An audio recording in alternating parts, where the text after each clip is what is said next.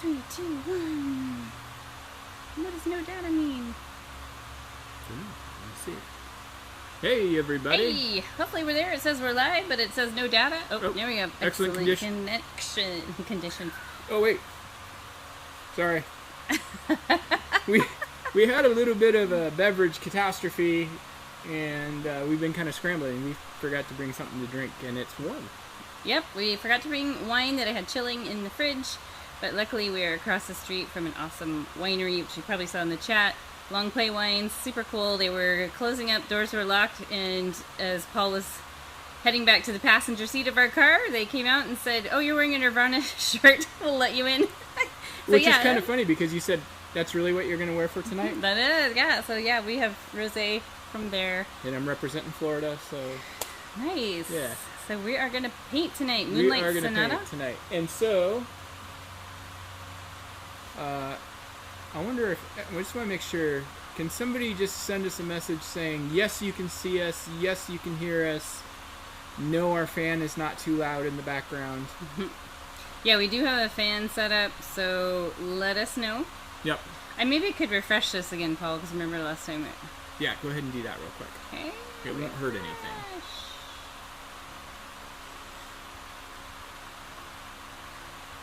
There we go. Okay. Yeah, so it does this every time. Okay, so she Yeah, the sound is a fan. Let me know and Paul know if it is too loud, because we can turn it off. Well, I can go turn on another one that's further away. When we okay. Here. I'll be right back. I'll go ahead and zoom in. There he goes. I'll go ahead and zoom in and show you some stuff. So let's go in here. So here's what we're painting tonight, Moonlight Sonata. The photo online's a little more washed out than it actually looks here. So we'll get some nice, true, good colors here. And then I will show you what we're doing next month too. We have some fun end of summer painting. So this is what's coming in August from Paul. I think we're just going to call it the old tire swing. It's very similar to a painting he did years ago in the studio, which I said, you should do that painting again because it's such a neat, I don't know, it just has such good vibes. I love it. And then for my project, we're going to be doing these ornaments. I have a little Volkswagen bus, and then the other one's like a campfire in the woods, but I left that one at our Sherwood studio, so I'll put it online when I grab it and get a picture of it tomorrow. So I think those will be really fun. Okay, I'm back. So note to self, quieter fan. Yeah. Quieter fan is good. So did something get jiggled? It might have. You're the one who took off at a run. I did. Our table got jostled. Anyway, we're just going to roll with it. Okay, so where are we at, Jenny? I was running around fixing the fans. Should I talk about this painting real quick? Yeah, I just showed the picture, showed what it looked like, and said the photo online made it look more washed out than it actually is. Yeah, so this painting actually is kind of, there's an element to the, if you're looking at the printed instructions, there's an element that we can kind of do, we can take a step out. Okay. And it's basically step 3 and 4 here. I see. Yeah. What happened there? Adding the sky back in underneath was an afterthought. Okay. Got it. And then sometimes it's easier just to not start over and just do the instructions. Yep. Especially when you were running on a major time crunch. Yes, major time crunch. Just like today. But I don't... we'll talk about the old tire swing here later, but I actually just painted that one today, and that was a lot of fun.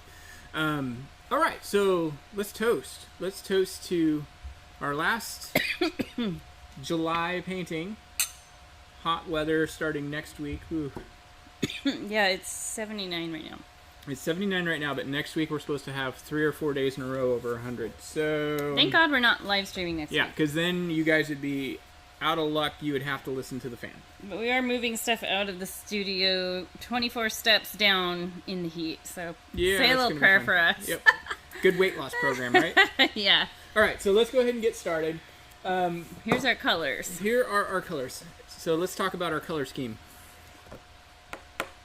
All right. We got turquoise. We have craft violet, phthalo blue, black and white. No, it's not pronounced phthalo. It's just phthalo blue. Black and white. And wow, those are the same colors we used last week. it's amazing how that works. I feel like that light is a little too bright. No, it's fine. Everything looks good. If it starts glaring, we'll change it. Okay, so what we're basically going to do is we're going to kind of use our handy coaster. You don't have to. I just kind of like to use it as a nice reference, especially as we're getting used to painting circles and things like that. Usually in the studio, I would never use anything like that. But let's just go ahead and use our biggest brush because it's just a loose guide. And basically what we're going to start off with is we're going to start off with a little bit of turquoise and a touch of white. And so this is going to be this beginning stages of our sky is basically what we're going to do. And in the instructions, let me bring these back up again. You see we kind of cut it off here. We're actually just going to go ahead and cover the whole canvas. It'll just make it easier. Okay. But I'm just going to kind of find some place that I want the moon. You could go a little higher, a little lower, whatever. Pick where you want. And I'm just going to go around. Bring it around town. Was that a regular show thing? No, it was SpongeBob. Oh, that's right. SpongeBob. Hayden loved that episode. Okay, so we're painting kind of bigger. Yeah, we're just going to kind of go around it. And you can go pretty heavy with the turquoise. Now, if you guys have like we do where it's relatively warm, or you've got a lot of AC cranked in your house or wherever you're painting, your paint's going to dry fast. So we're going to have to move relatively quickly with this. I'm just going to go ahead and just take some fresh white. I'm not going to worry about cleaning my brush yet. And I just want to just bring some white in here. I'm not really... Most of us are probably still painting color around our moon, just FYI. That's fine. I'm not trying to create the perfect circle for the moon. This is just the glow. Alright, so we want to work the... Did you wash your brush? Nope. No, okay. We want to work the wet on wet thing going on here. Yep.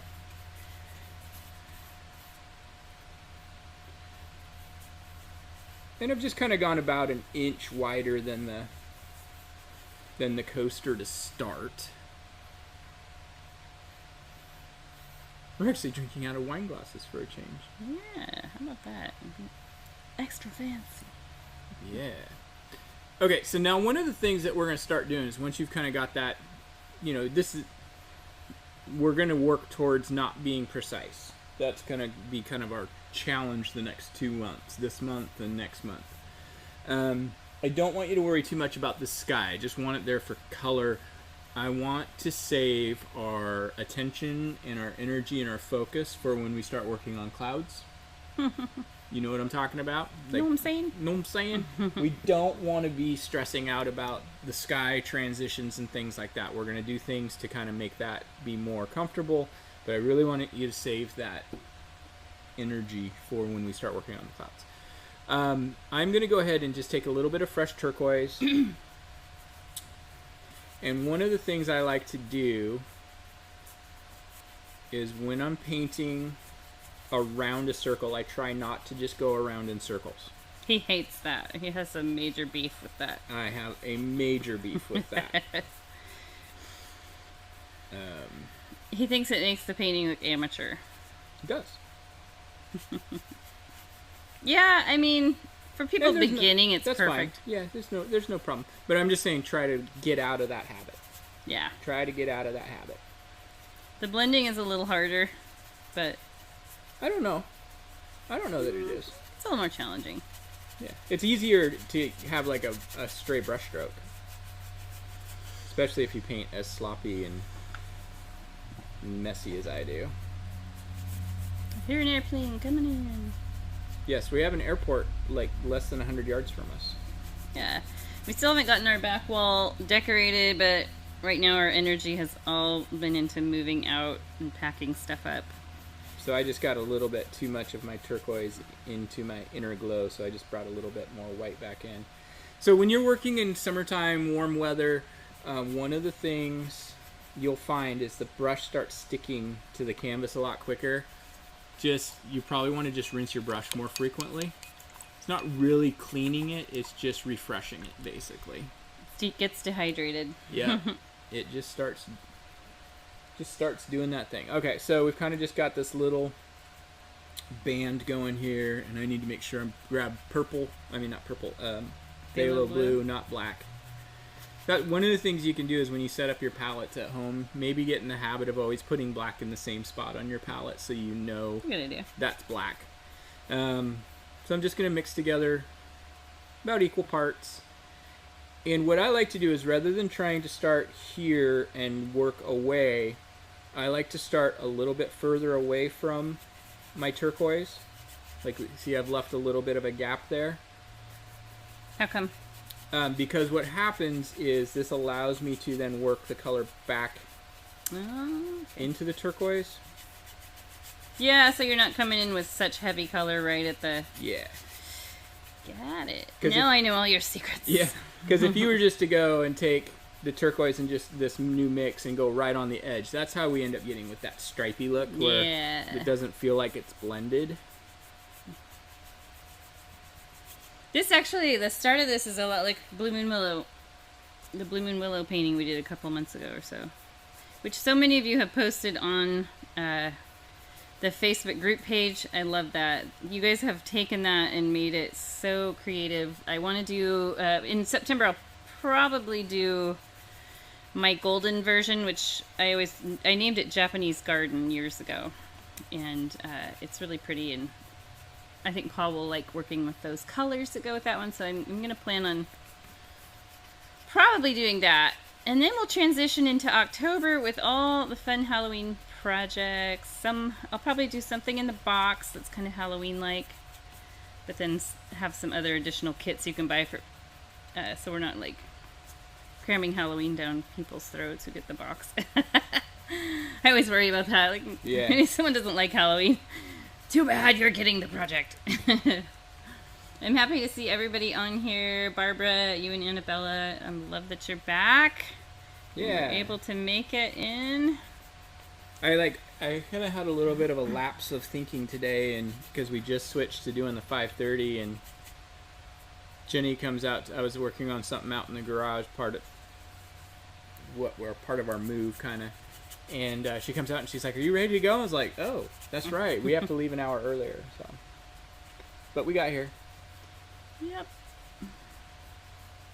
So something you can do too. Like, I'm getting a lot of brush start and stop marks today because of the way the paint's drying. The way you get rid of that is you can just kind of lightly dust over existing paint. But if you're having a trouble getting this to feel like it's blending smoothly, don't worry about it. It's really hard to get paint to blend smoothly, especially when it's summertime and the paint's drying faster than you want to feel comfortable moving. But one of the things you can do,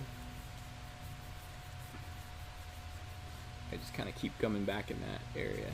But one of the things you can kind of do too is, like, you can take your color your darker color, for example, that we've just been using, and you can kind of freshen it up, and you can kind of just tap your brush and just kind of let it zoom in a little bit. Here, I'll do the fancy zoom, the Jenny zoom. You see, I just kind of let it break up. This is your darker color? Yeah, you don't have. This is if you're having a trouble getting them to blend. Because they dry too fast. Yeah, I'm running into that. Is this supposed to be like the suggestion of some clouds? No, huh. Not necessarily. It's just blue sky. Okay. But the breaking up, what this does is it's kind of like if you ever look at like old school like comic books and things like that, how they use dots. Yeah. Like. And hash marks.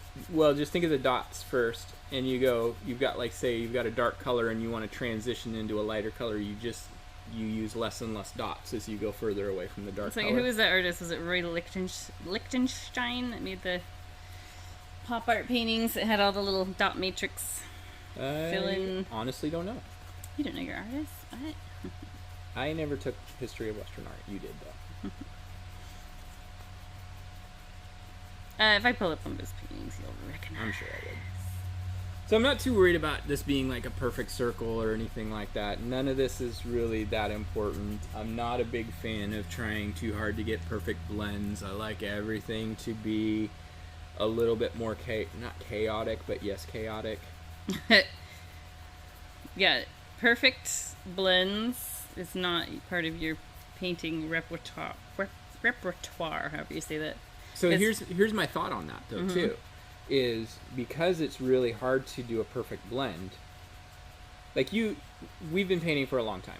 It's hard for us to do a perfect blend sometimes with these paints. It just is.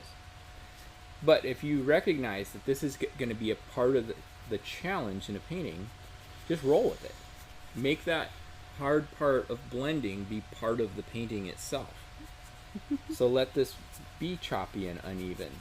Look at a Monet and see how he blended colors. It was funny.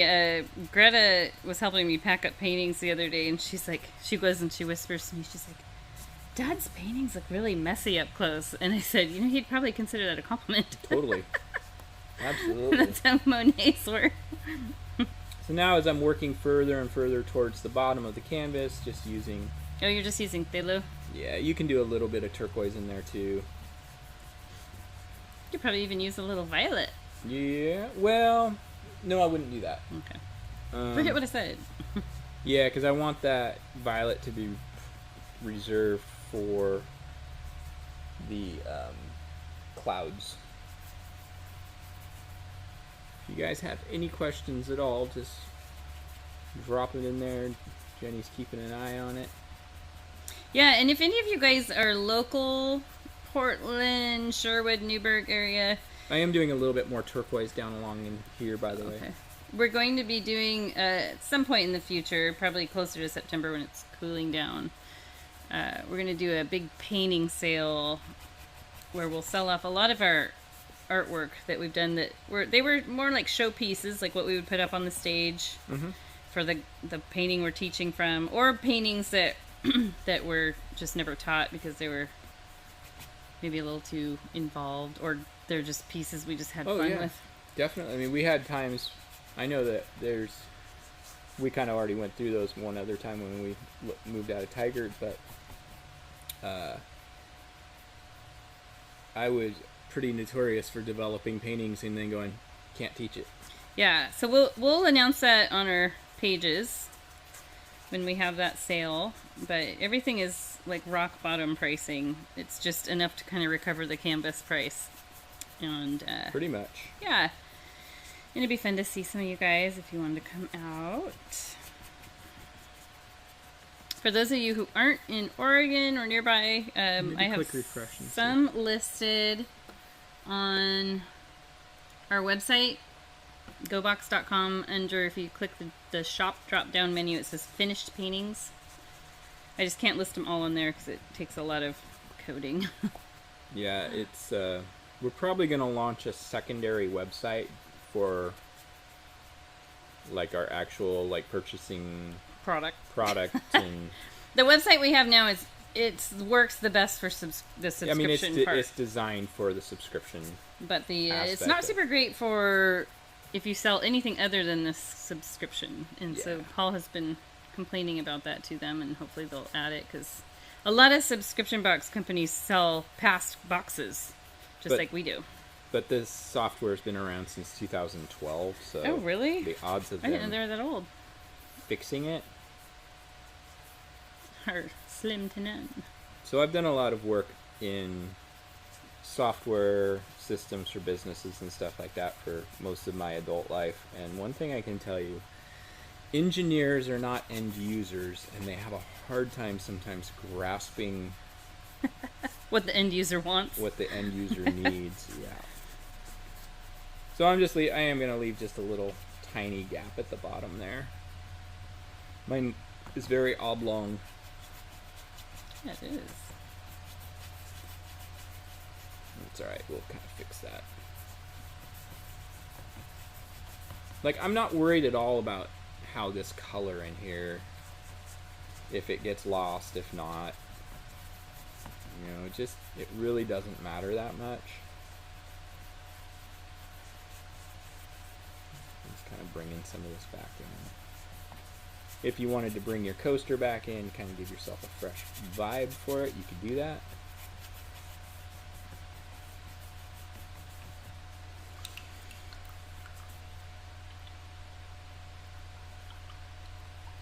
We'll come back in and get the moon more, re-sketched in and stuff later. I think one of the challenges, I don't know how many of you guys, I saw somebody said they're in Texas, and it's warm, and I think one of the challenges with working when it's warm is just the paint just dries so fast. Mm-hmm. And this particular paint, pretty much all acrylics do, I think. Yeah. But the thinner ones for sure. Yeah, and it just makes it's a challenge. It's a challenge for sure. Alright, so I don't want to get too carried away with this. I just got one little brush stroke I'm not real thrilled with. I still feel like I've got an egg. Joanna says this is such a beautiful start. I agree. I love this color combination. It's just they just flow together really nicely. Yeah.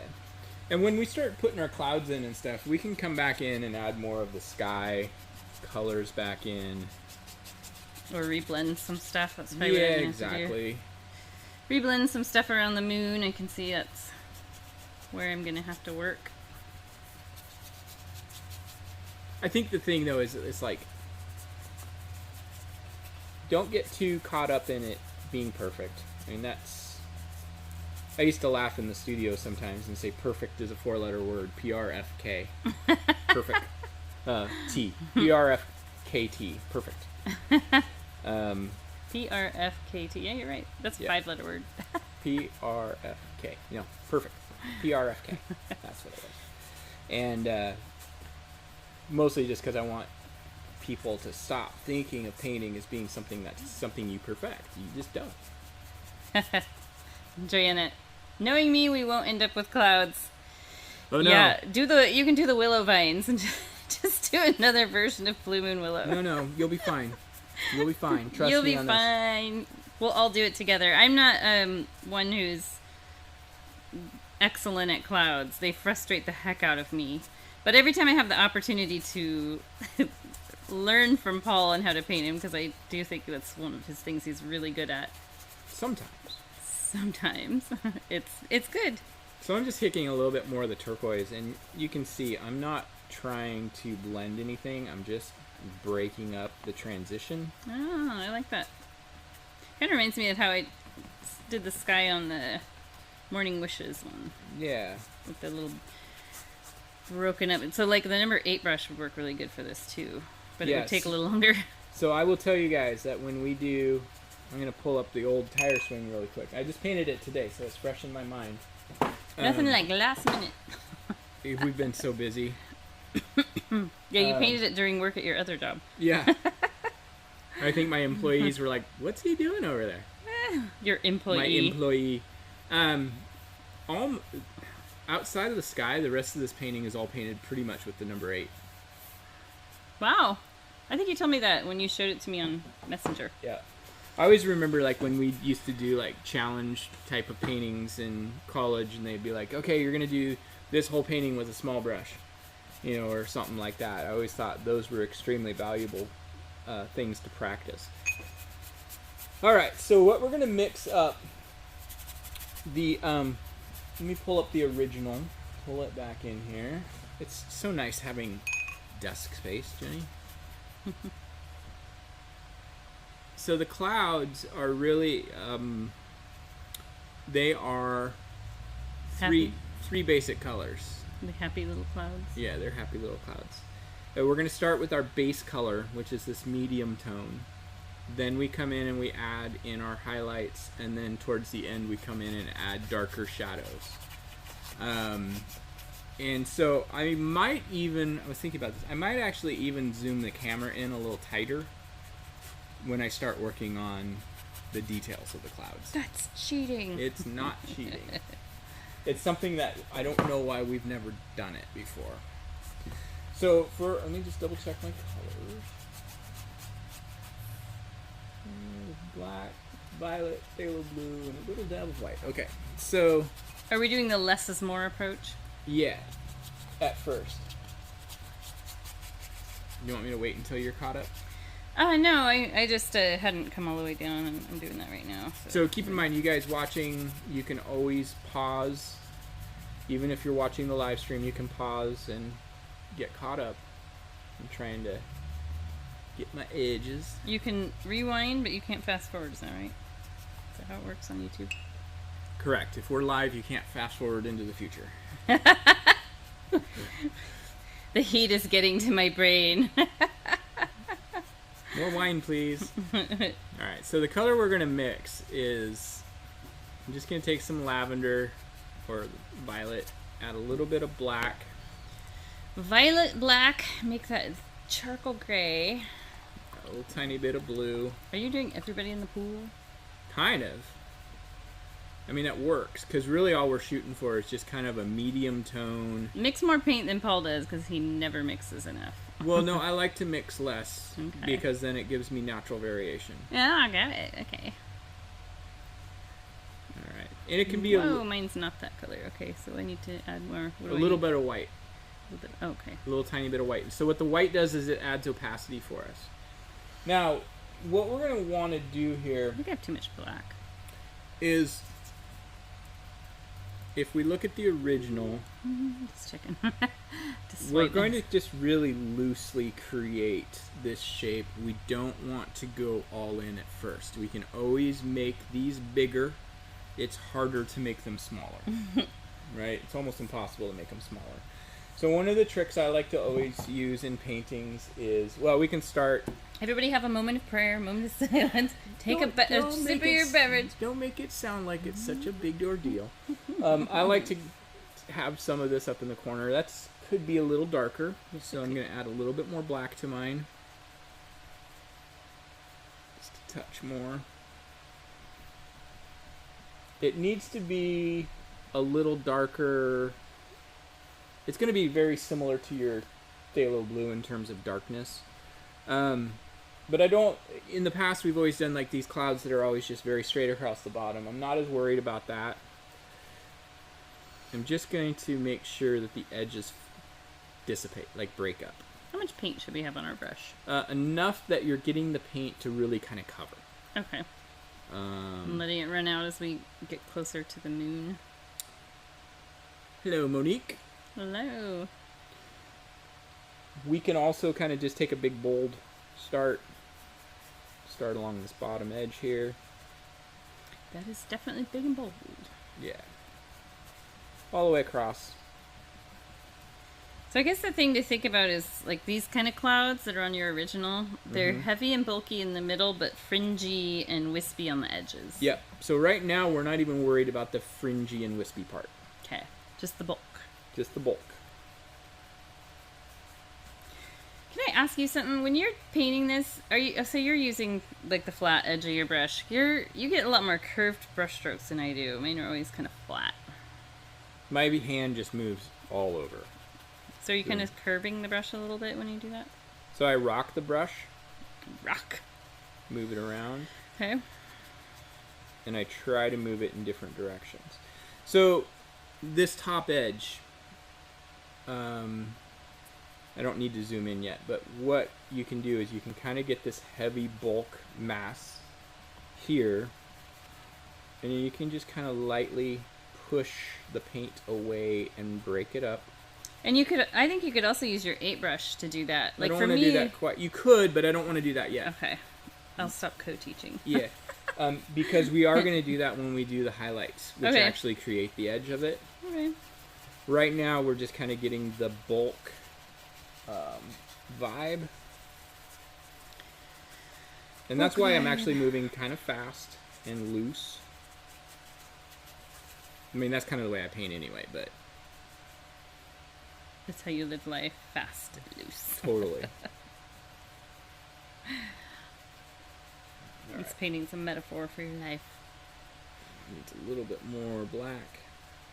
It actually doesn't matter too much because we're going to be adding highlights and shadows, so...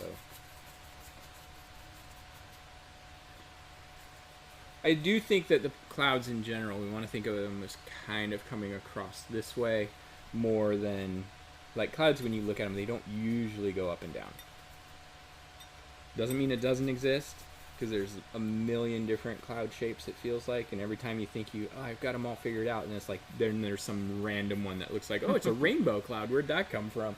The ones that look like UFOs over the mountain. Yeah, exactly. Those are called lenticular. Lenticular clouds, there's cirrus clouds, there's stratus clouds, Are there's they? cumulonimbus clouds. I'm just naming off cloud names. Yeah. I was really fascinated by them in my science class in high school.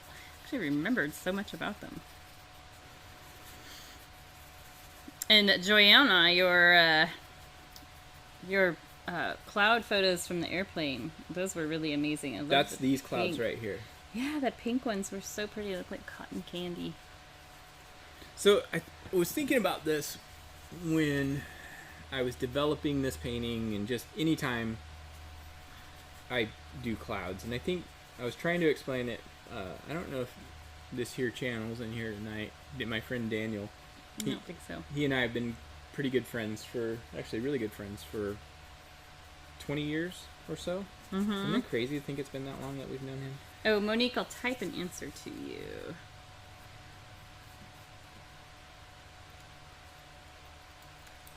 But one of the things I was talking about with him, he actually originally just started just to hang out and support us, and now he's starting to paint too. And I told him one of the things that's really difficult with water and clouds have something that's very in common with the two. And what's in common with the two is they're not static.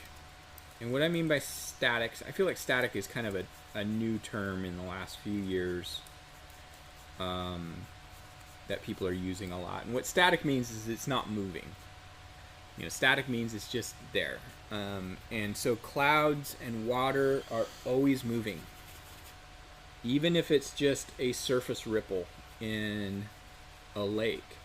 And so, see, I got a little bit lighter color, and it's all right. I'm not too worried about the underside because we're going to be doing shadows there. So what becomes difficult is if you think about clouds and water as being the same basic principle. They're both basically a liquid that's in movement. One's a vapor and the other one's actually liquid. Mm-hmm. They kind of interact with each other. Mm-hmm. So, like, when this cloud, the air currents that push it over here, they also affect this cloud, they affect this cloud, they affect, all of it's kind of intertwined. And it's really hard to learn to think about this is all in motion. And so when we start to paint, this is why, like, if you see the way I'm moving my brush, I'm holding the brush really far back. My brush is constantly moving. That's where I need to remember to do that. And the reason I like to do it like that is I'm thinking of it as I want my brush to move the way the clouds move. So the clouds are constantly moving and shifting and changing. So I want my brush to be constantly moving and shifting and changing. When I saw this painting, I totally thought about, like, Captain Hook's ship flying through there and Peter Pan. Oh yeah, I could see that. I could see that. So this is all you really need for right now. Obviously, I maybe got a little bit more detail than I wanted. We are going to come in and we're going to keep working with this. I want to let it dry a little bit. But there are some areas where we're going to need to add a little bit more paint. When we put the moon in, we're going to have to kind of work around the clouds. It's kind of a little bit different than the way I usually do it, but that's the way we're going to do it tonight. But for right now, I'm going to let everybody kind of catch up a little bit. I don't want you to get too worried about these edges. I just want you to be loose enough that you've got some suggestions of edges started, but not so like, okay, this is a finished cloud, because it's clearly not. And that could really make you psych yourself out. Mm-hmm. Yeah. And I think really when you're painting clouds, the main thing is just be as calm and relaxed as you can, and think of it, it's almost like mental yoga. Be in the moment. Don't let anything that you've already done or anything that we need to do be in your mind and cause you to be distressed. Clouds build themselves. They do. They absolutely do. And really our best friend for building clouds from here going forward is going to be our number 8 brush, but I'm not ready to switch to it yet.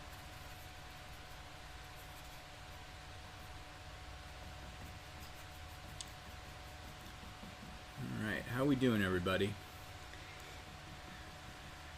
Clouds are hard. Hey, Sid. Yes, Sid, they're hard. That's my sister. Agree. Little shout out for Paul's sister there. Painting from Portland, Oregon. So the nice thing is next month I gave you guys all a break from clouds, moons, and mountains, and fir trees.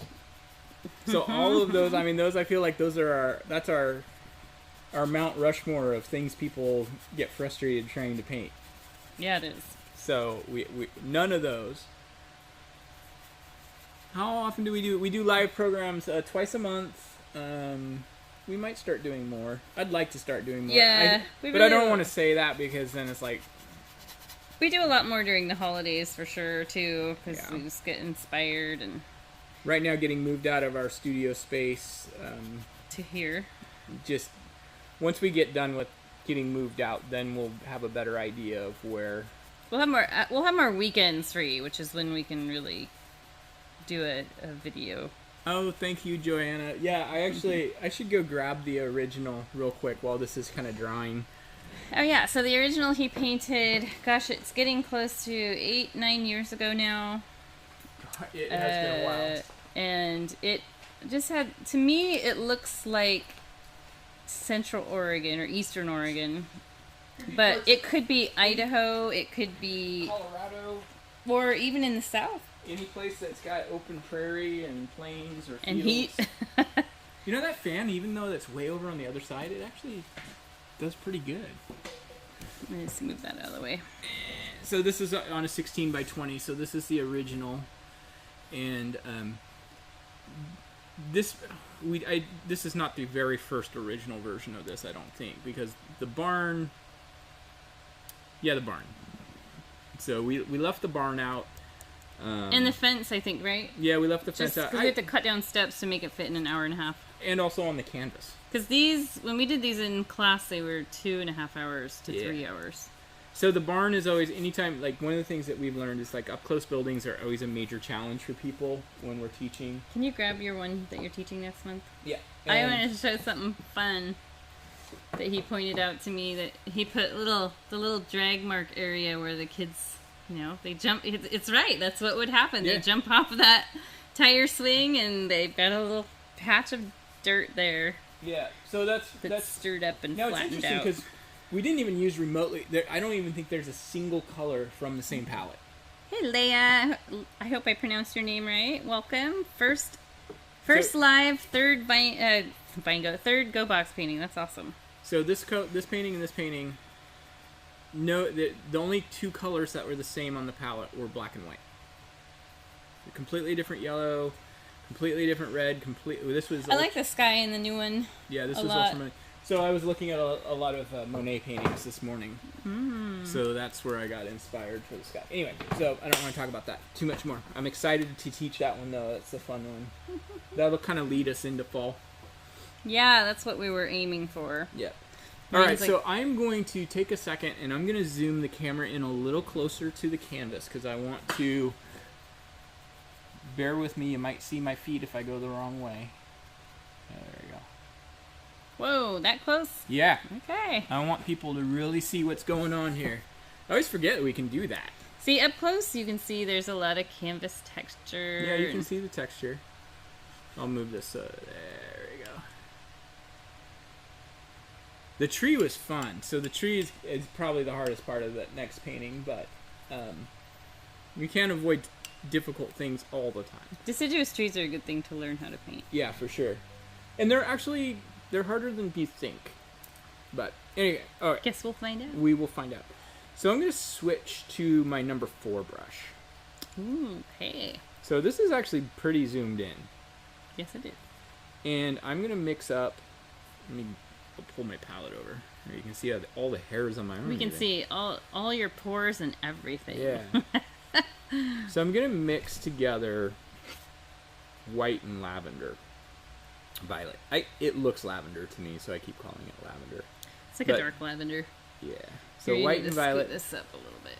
What color are we aiming for? Just light. Pastel? Yeah, just light. Pastel lavender. It might end up being, this is probably too light the way I mixed it. Yeah. Because when you mix it on the white palette, it's going to look much darker than it is. So I'm going to start right in this area, and basically what I want to do, I want to make sure I don't have a ton of paint on my brush, but I'm just going to start, that's the color I want. I want it to feel more pink.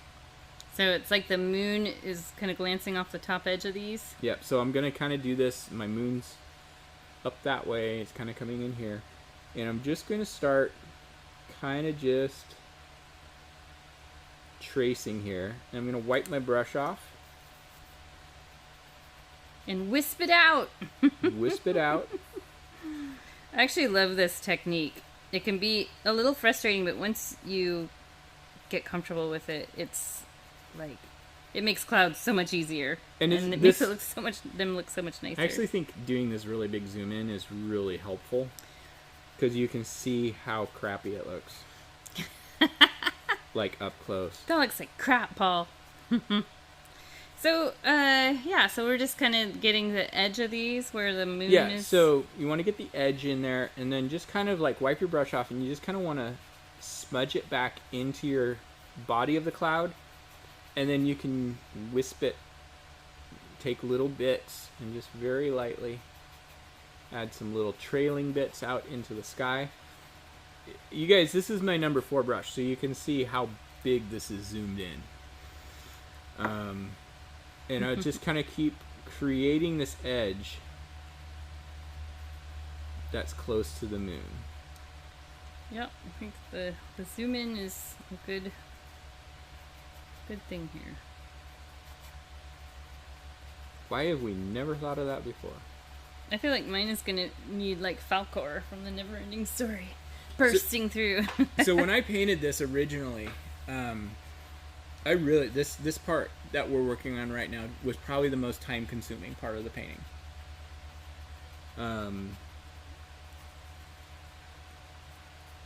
But I always think of like so dreamy. I love it. Always think of like if your moons, keep in mind our moon's up here. Think of this moon coming through and think, where's that light gonna hit? You know, it's not. It might hit like a secondary cloud. Like I'll show you. You can add a secondary little edge of a cloud there if you want to, but it doesn't take much. And I think seeing this up close like this, tilt it a little bit. I feel like it's glaring. Actually, it's not glaring. It is funny how it looks kind of pinkish. Yeah, I mean it really does. What I like, and I've done this on mine too, is these areas where let me come down here, where you just did purple out in the sky, like it's not attached to the dark part. It's just like you're painting a different cloud, but because it's so light, it's very like translucent. Yeah, so I'm kind of thinking of like, in a way, the dark color that we put on before is just kind of like the foundation or the primer. I'm actually doing this a little bit. I'll bring in the original. I'm surprised you're using such a small brush. If I bring in the original, I'm using a little bit brighter of a color. But it's not too bad. I think the other thing that's really key when you're doing this, and it's really easy to ignore, is having a lot of little natural variation in thickness. So like this little bit I just put in right here is really just kind of a thin line. It's just kind of like a little bit of the edge of the cloud getting some glow. So yeah, like the moonlight's cutting through and getting just the other side of this. So that's why you're just seeing the... Yep. At least that's how I understand it. Yep, exactly. And like when you get into like doing, like I've got this one right here that's going to cut across the moon. You actually, I got this right here. This one right here, where it's cutting across the moon, you're actually not going to do this. Because it would be silhouetted. It would be silhouetted, not highlighted. Isn't that funny, all the things you have to think about and consider? So I'm just... It's the art of seeing, Paul. It is. Now, if you feel like this color is a little too bright, that's okay. You can always come back. And I meant to come back with just some more of the just violet. But you can do the violet back over the top if it feels too bright for you. And it won't hurt it to be too bright to begin with. The other thing I like to do is, especially like when we're working in, like sitting at a desk, which is not, to me, sitting at a desk is not the optimal way to paint. Like sitting with an easel where you can back 10, 15 feet away, much better. I hear a helicopter. I do too. And, but what you can do to kind of cheat the system there is you can really squint to where you can just make out the different colors. And more you're looking for the contrast. Like, is this bright enough? Is it too bright? If it's too bright, you can darken it back up. If it's not bright enough, you can add a little bit more white. I think one thing, too, that's important is kind of like what you've done here, where, you know, it's really easy to get into where, oh, you're just highlighting every single edge, and then that doesn't look quite right.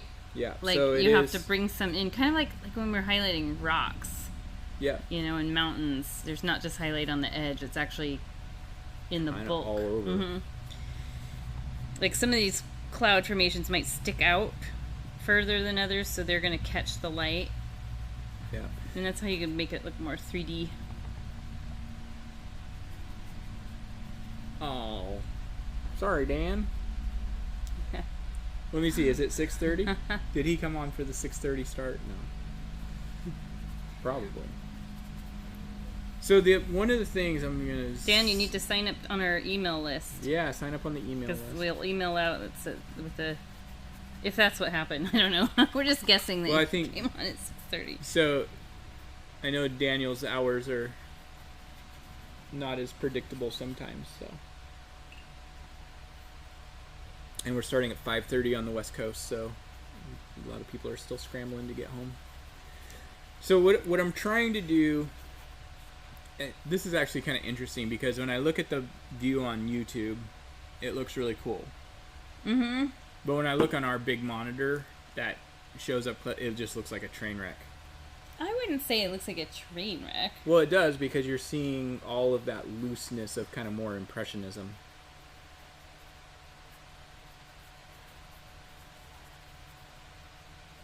I think my problem is like my mind always just is like, I'm bored with this. I want to move. Yeah, so that is here. That is probably the hardest part of this type of work. It's kind of tedious seeming. So one thing you can do to kind of combat that is you can bounce around. Yeah. So like maybe like I just spent a lot of time working on this little pocket over here. If that starts getting boring, I can pop up here. And just giving yourself a fresh view on where you're working on the canvas sometimes can help break up that feeling. So do you guys want me to continue painting with it zoomed in, or do you want me to zoom out just a smidge so you can see? Yeah, let us know. Yeah, let us know what you think. Oh, Daniel doesn't get off work early enough. Oh, bummer.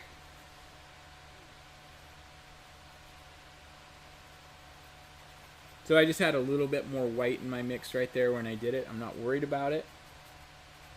So I can always darken it back up. You can always lighten it back up. So this area, I'm going to move up here.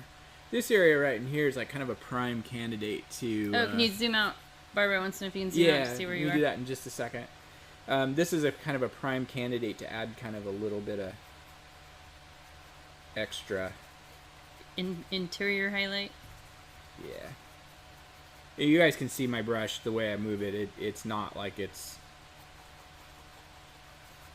not like there's any like major technical craziness going on. This is where we need like those really coarse brushes. Yeah, oh for sure. Like a good like camel hair or goat hair. Yeah, camel hair brush. Oh, hog hair. Squirrel. No, squirrel's too fine. hog hair brush. Do a slow zoom. Alright, so I think that's really good. Scooby-Doo vibe. I could see that for sure. For sure. Scooby-Doo vibe. How's that? Like a Scooby-Doo kind of sky. Oh. I totally see it. It's the colors, too. Funny. Have you seen that van that's out in Sherwood? Drives through Sherwood sometimes? Yeah. It's like the Mystery Machine. But it's Somebody's newer. had it vinyl covered, and it is so fun to see. So, you guys, you can see the way I'm holding the brush right now? That's something that if you feel like you're having trouble being very loose, and you're like maybe feeling like it feels too precise. Hold the brush with your teeth. Totally. I mean, if I'm painting on a easel, for example, I actually hold the brush like this a lot. Yeah, I think that's kind of how they teach kids to hold pencils now. Like, There's it's real all different. kinds of weird ways. It's different. Like, I remember when I saw Greta holding a pencil, I'm like, wait, what is going on here? There are some ways that I've seen, because we did teach, a lot of younger people in the studio as well, but there were some times that our instinct is to hold it like a pencil when we paint, and there were some grips that I saw that the kids were just fighting it. I think one of them I saw was like, the girl was holding it like this. Oh, no. And I could see... Work for abstract art. I could see how that would work for writing. But in terms of trying to paint, she was like... It was like a club fist, basically. And she really was struggling and very frustrated with the process. And I got her to hold it like this instead, and it just freed her up. I actually started holding it different, like the way you were, and it's... For anyone out there, it's working for me so much better. I think when you're holding it like a pencil and you're holding it down here, closer to like a pencil where you hold it down on the grip part, like a ferrule, you will try to control it too much. And when you're holding it further out, like how Paul is, you're going to, for one thing, you're going to use way less pressure because you just can't use more pressure. And the other thing is you're going to not be able to micromanage your clouds. And that's one of the things that makes them look wrong, is they're very natural and they do their own thing, and you can't micromanage them in painting. Let me show you a couple other things why I like to hold the brush like this. If you're painting on a easel, for example, it's like I'm holding the brush straight up in front of me. I'll try to do it like this. If you're painting on an easel, you can hold the brush like this. You can twist the brush really easily. So like when I'm painting through here, I can rock the brush and twist it, get different shapes, get different flowing things. The other thing is, if I'm holding it like this, I can really get the brush all the way around different angles pretty easily. Versus if you hold the brush like this, you're limited to only having the brush on this side of your hand. Did you see that, Jenny? Mm-hmm. So you can only keep your brush here, and you always instinctively want to do this movement. Mm-hmm. If you put the brush here, you can turn your wrist like this and paint. It's not as easy, but you can do it. So it gives you a little bit more mobility in your wrist. It gives you a little bit more functionality. You can do high T. Put your pinky up. Oh gosh, I was like, what's he talking about? Yeah. But Daniel has been getting into painting, and he and I have been chatting. Oh, you've been giving Daniel private lessons. Yeah, well, just little tips. And we've talked about, one of the things we've talked about is the perception of how a paintbrush is supposed to be used. And our instinct is, this is the way we hold it, and this is the way we move it.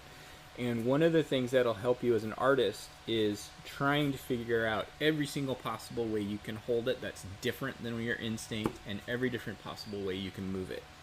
And you'll get to the point where Do you have too many highlights going on? No, I don't think so. You'll get to the point where it becomes more of an organic process. Like, you're going to get to the point where rather than relying on a set technique, it's going to be more of a reaction of, oh, this is what I need to have happen here. This is how I'll make it happen.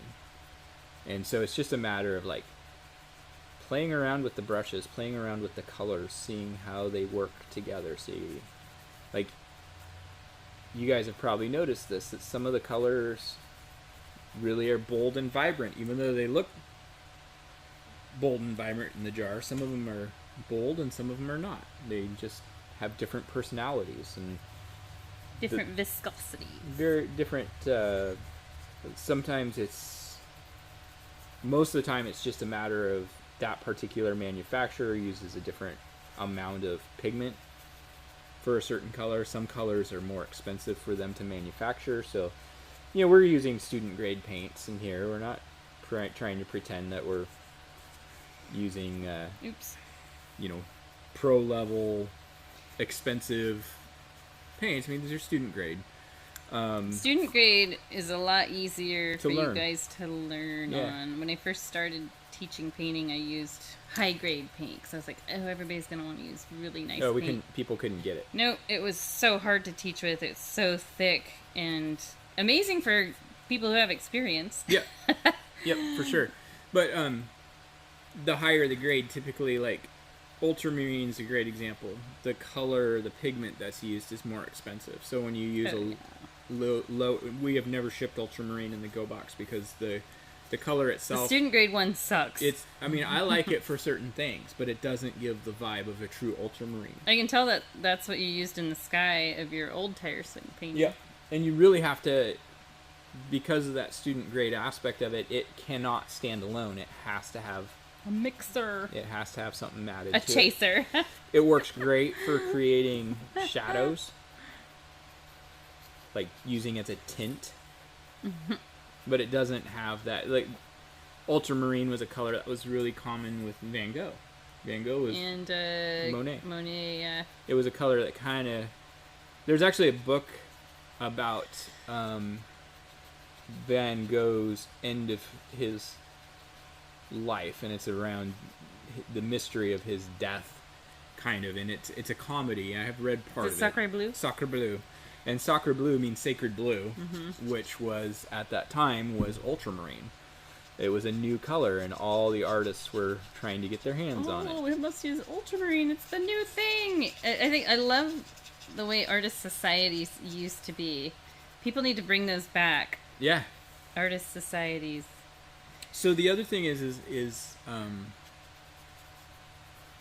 forgot where I was going. Oh, acrylic paint. So a lot of people hear about oil paints, and that's actually what, like, Jenny's in my background is actually in oil painting more. You did more acrylic before we started the studio, but I had never used acrylics until we started Van Gogh in 2011. Acrylic paints themselves weren't even available until 1956. I mean, prior to 1956, you had watercolor, oil paint, and tempera. Egg tempera. Which then became like student grade paint at the grade school. Yeah. But they're still good quality. For the cheerleader posters. Yeah, there's still some good quality tempera paints, but they're making a comeback. A lot of people who... Oh, yeah. One of the things that's starting to be a trend I've noticed is people making their own paint. I would love to do that. And if you guys have ever read The Girl with the Pearl Earring book, it's a work of fiction that someone made based on the life of the artist and this girl in the painting, The Girl with the Pearl Earring. That's an old painting, too. Mm-hmm. They talk about him making his own paints. And that part's, like, researched and true. Like, they used to, for black, I think I've mentioned it on here before, they used to char bones, like, probably, like, I think we talked about cow bones and stuff, and mix that charred, chopped, fine milled powder with linseed oil. Yeah. And that was the black oil paint. And that's probably why there's the paint color called bone black. That's why it's called bone black. Yeah. That's exactly why it's called bone black. There's a So color, what is lamp black? I don't know. There's actually a color that you can't buy anymore. That's called mummy brown. Oh gosh, yes. And it's actually made from the browned skin of mummies. What in the world? Like, what made them think of that? Oh, we can make paint from this. It's such a good color. King Tut Brown. But I mean, yeah, there is a guy in Canada who makes small batch, but it's he actually ethically sources leather, like cow's leather, and makes it from that instead because it's the same process. But it's just kind of a weird thing. One of the colors of black is beetle shells.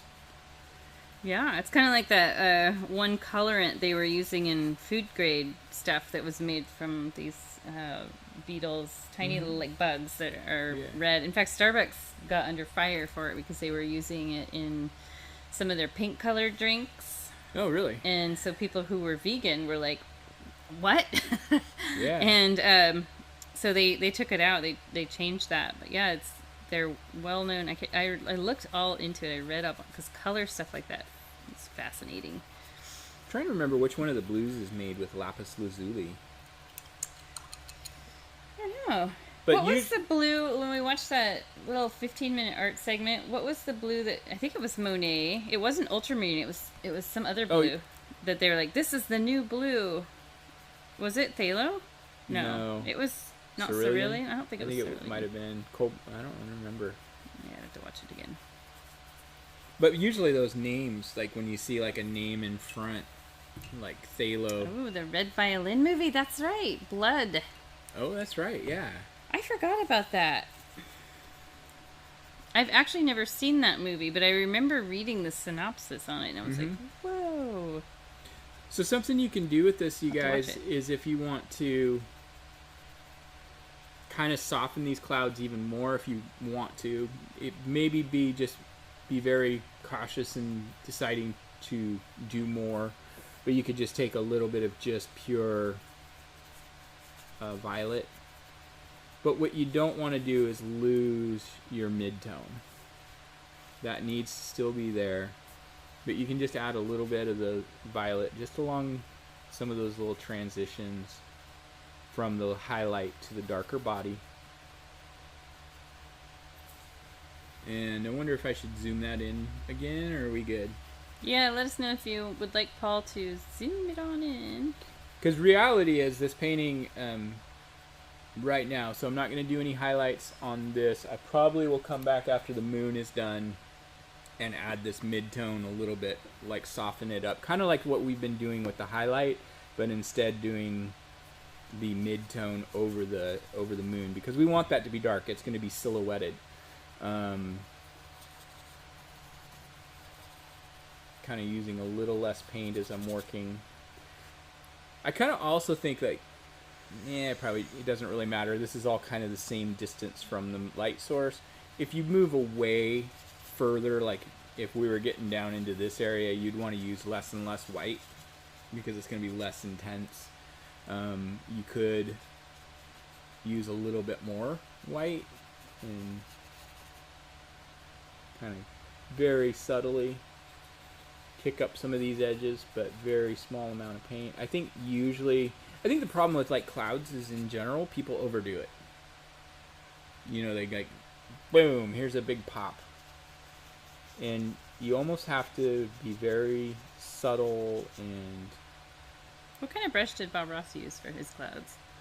Do you know? He seemed to always do a really good job with clouds. Well, he did that. He used that big number... this 2-inch brush or whatever? Yeah, the 2-inch brush a lot. Yeah, he did that a lot, but... I'm trying to remember if he used a fan brush at all. Are we supposed to do the fandango?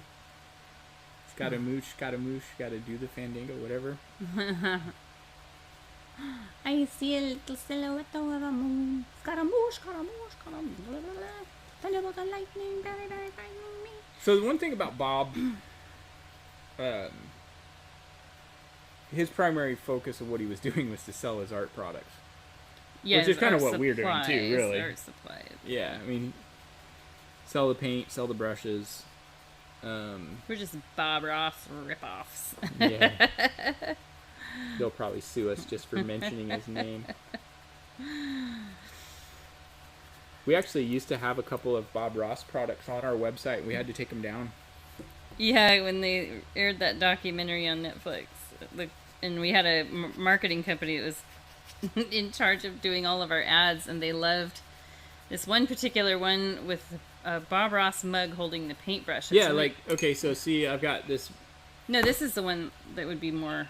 Okay, so let me see here. Let me see if I can show it with... We have a Bob Ross version of this color-changing mug, so this is one where you put hot liquids in it. And we just had our brushes sitting in, and people went ballistic about... They were so mean to us. They thought we were the Bob Ross company, or trying to pretend to be the Bob Ross company. It's like, no, it's just our mug. They'd always come in all caps, "Don't buy Bob Ross products." We're like, we don't. We're not affiliated. Leave us alone. We bought this mug 5 years ago, and we love Bob. We're just a small company. We're not a giant megacorp.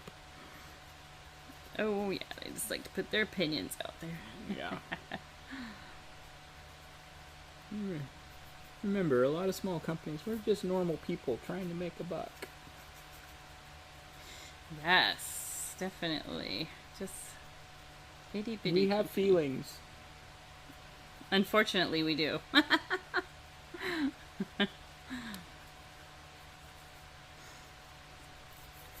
So you can kind of keep working this. You can't overdo it, because you can always come back and add your mid-tone back in. And this might be the kind of, and this is the kind of thing that you could actually when we're, how far, we're an hour in. So let's get back on track here.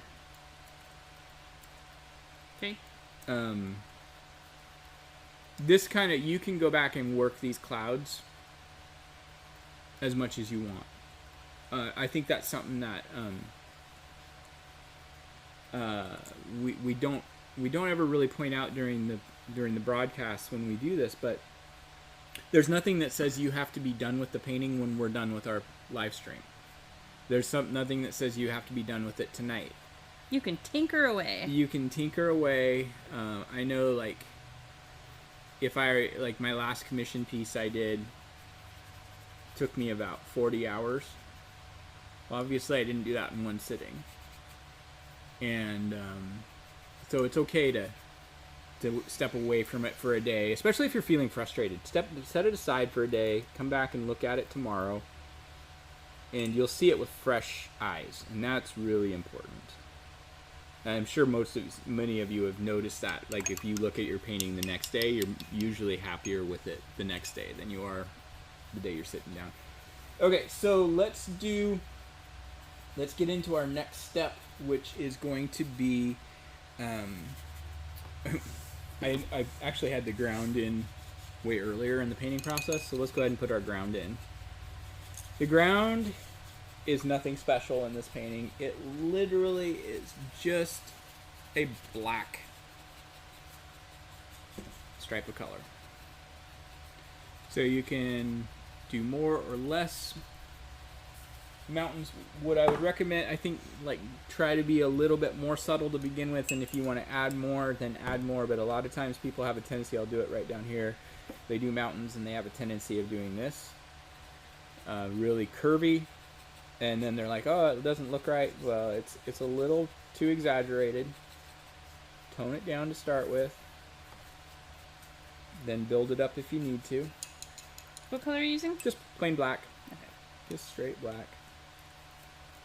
You can go a little higher if you want. Just kind of look at your own canvas and say, how much sky do I want showing through here? And I actually was really trying to actually have the horizon line be very low on this canvas.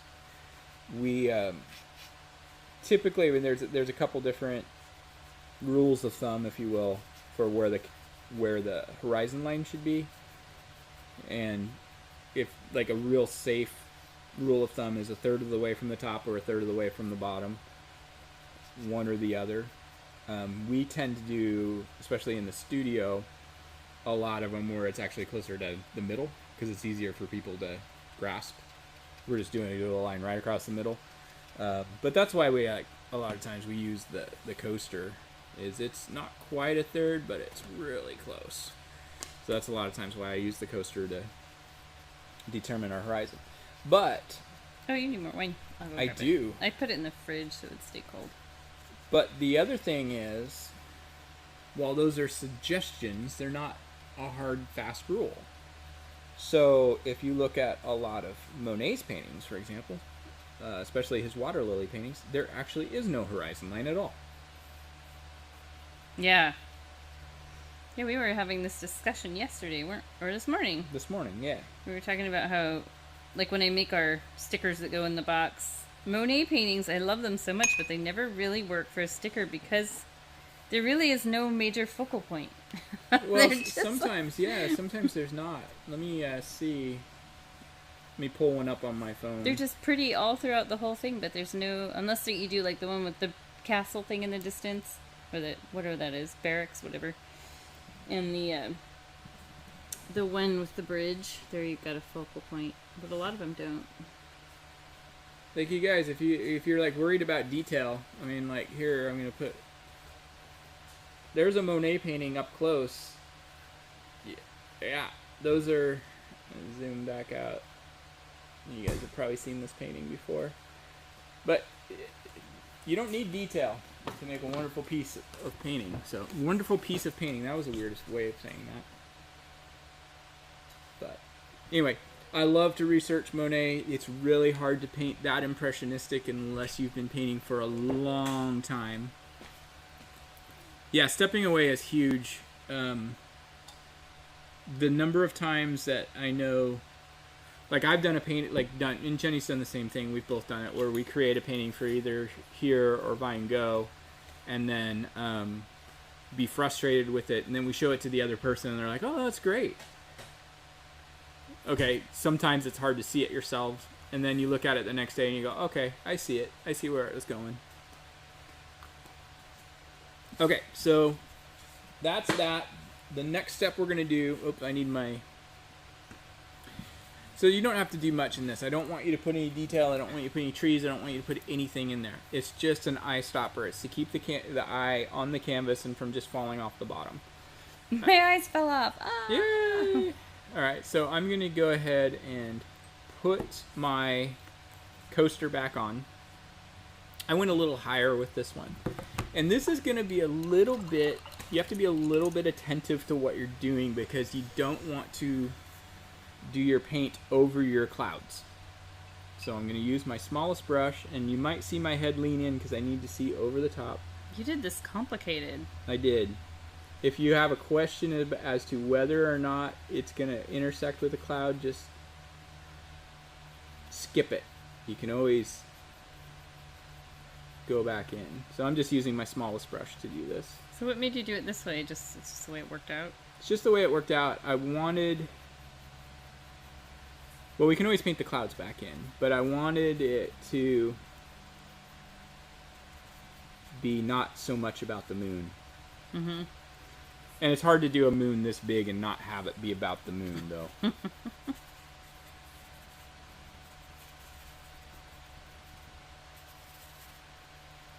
I'm softening out some of my highlights because I felt like I had too many. I like the way yours looked. Well, you never know, because once you get your moon in and you get that real harsh contrast, it might change how you see it. Oh no! Now I have to go back and add those highlights back in. See, there's my moon. I'm going to go ahead and switch to probably my number 8 here. And I'm not going to go real heavy with the paint.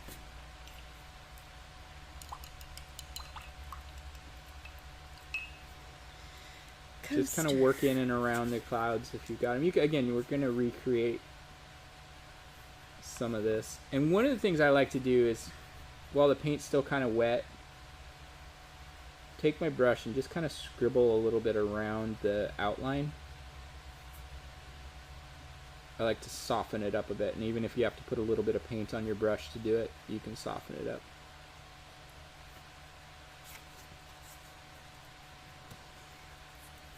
I can't wait till we get those big harvest moons that we get in the... Oh yeah. It's so pretty. Again, never feel like you can't pull up a picture of the moon on your phone or your iPad or whatever. Keyword. Yeah, use the new James Webb. Telescope, keyword. Didn't you say it got hit by a meteor already? Yeah. With all those big gold, they're like platinum panels or they're something. Gold, yeah. Are they gold? Yeah. Gold, and they're not mylar either. They're actually like legit. They're huge. Gold plated. Huge. I don't think it took it out of commission though. I think. No, but it left some permanent damage. Is what I just read the headline, which was probably all clickbait. That would suck. Yeah.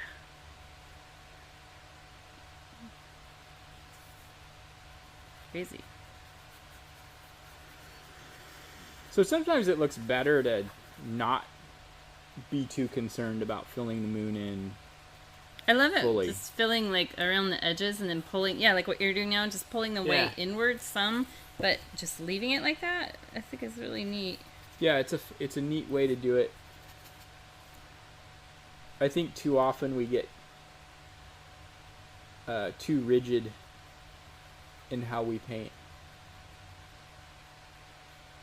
Did you know that the moon is gradually getting further and further away from the Earth? It's just going to sling off into space one of these days. It moves like 3.8 centimeters further away from the Earth every year. How much? 3.8 centimeters. Wow.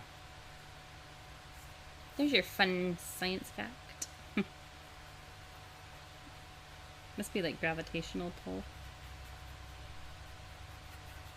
Well, yeah, it'd be the... Probably have to do more with the centrifugal force of its slinging around.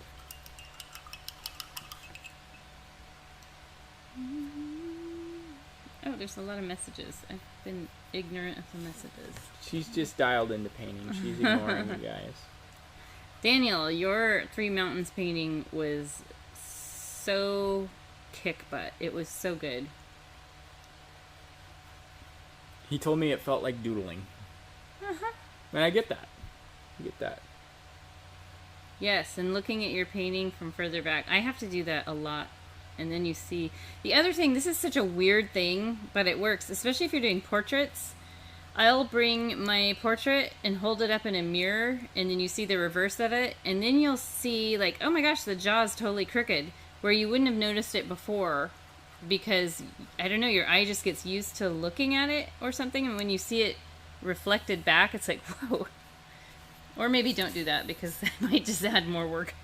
The other thing you can do is, like, if you don't have a lot of room, take a picture of it with your phone. Yeah, that works good. It kind of does the same. The best lighting is like a cloudy day, outdoors, just lay it down on the driveway. No, I'm not talking about that. I'm talking about like while you're working on it. No, but like to get the true color though. You'd want to get the true color. But remember, we used to tell people in the studio, rather than standing back, just take a quick picture with or even just use your camera on your phone to look at it. I'll show you. Eventually the sun is going to absorb the earth and we'll all be dead. That's the other science fact. We don't like that one. That's true. It's only like 1.9 billion years away, but it could happen. I think climate change will get us before then. All right, so like you can just take your phone and look at the painting and you can see it looks a little different. It kind of accentuates. It looks very Scooby-Doo. Yeah, but you can see it sees those highlights differently, and so that's I think that's a kind of a neat trick. Obviously I do it more at arm's length, but that's a neat trick of doing, like, if maybe you're not maybe you don't have the mobility to get up and move across the room on a frequent basis, and then maybe it's a nice way to kind of get around having to do that. So you can mix up a little bit of turquoise, your phthalo blue, and a touch of purple, and you can kind of create some darker colors. Again, just play around with this. It's the kind of thing, it's like, even if you don't get it exactly like our moon, just put some dark splotches in there to represent. People get it. Represent the giant canyons on there. And then the cool thing is you can glaze over those with white once they're dry. Like, they might look kind of harsh and splotchy and too dark at first. Yeah. But if you just glaze over it with a little white, those spots only, it's amazing how it changes them. So that's what I've been relying on doing when I paint moons lately, is just like, okay, it looks really dark and harsh and bad, but I'm just gonna glaze right over it. One of the techniques I used to teach in the studio too is one way that's really kind of cool. I'll show you guys. Is to use your index finger and just get some white on there, and just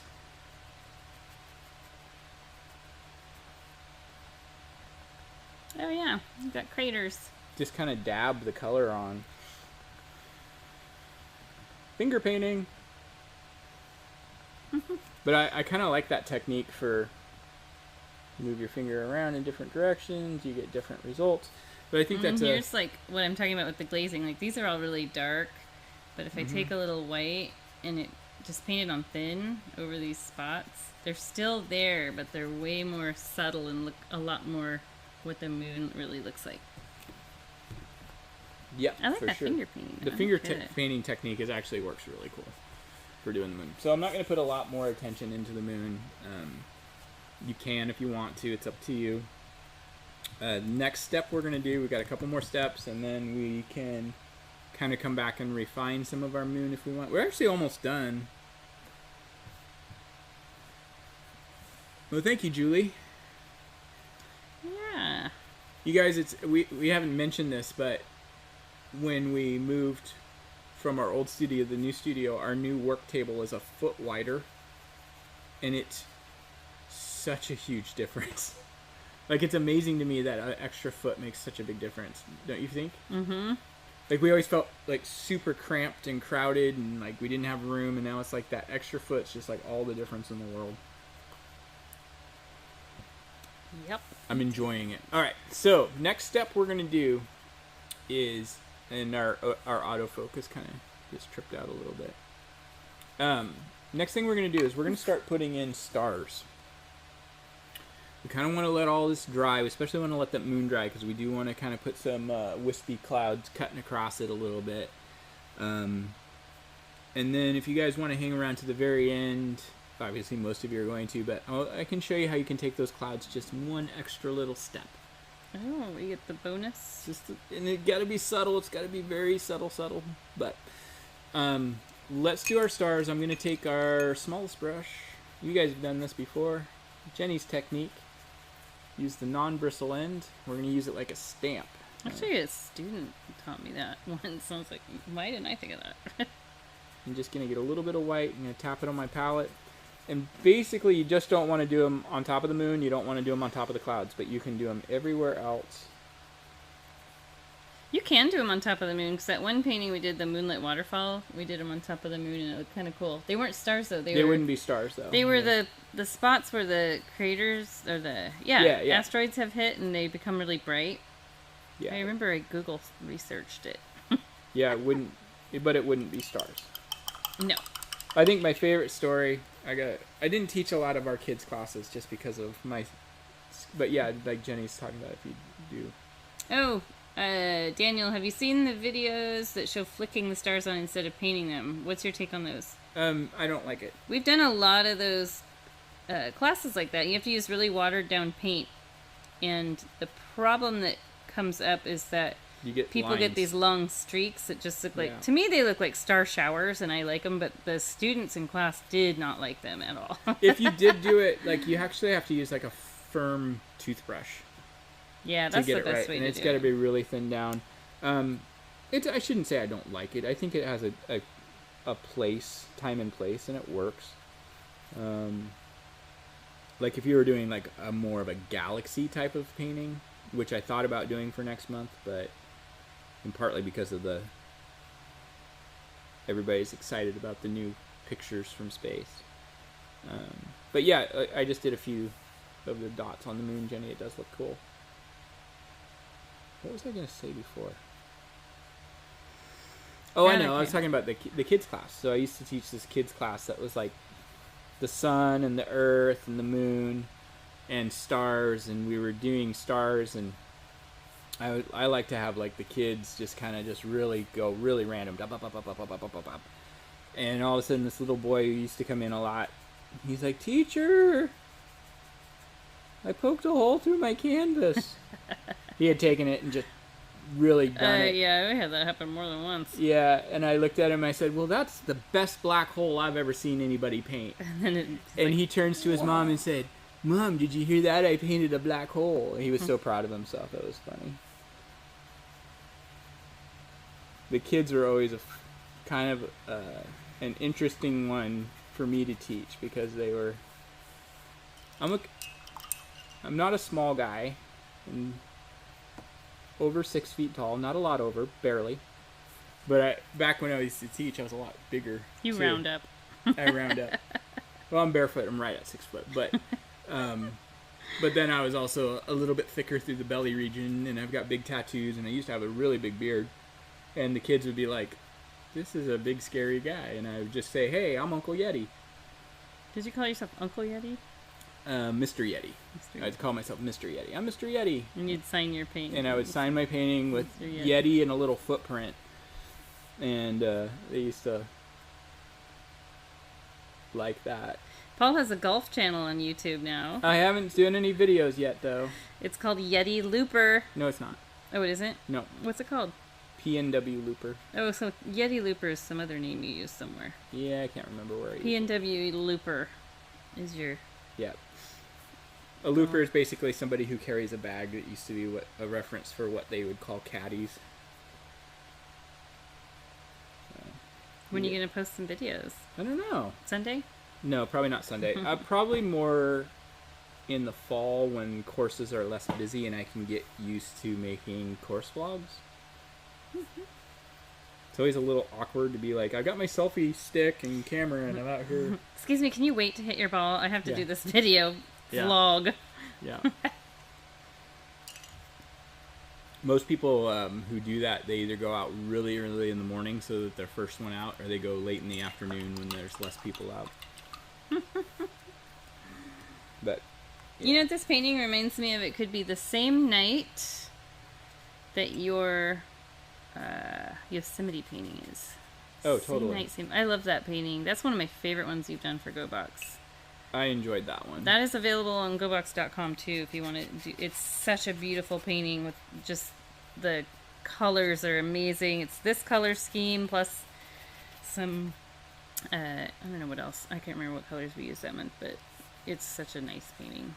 So Daniel, yes, Yeti Looper is kind of a cooler name, but I've found that every somewhat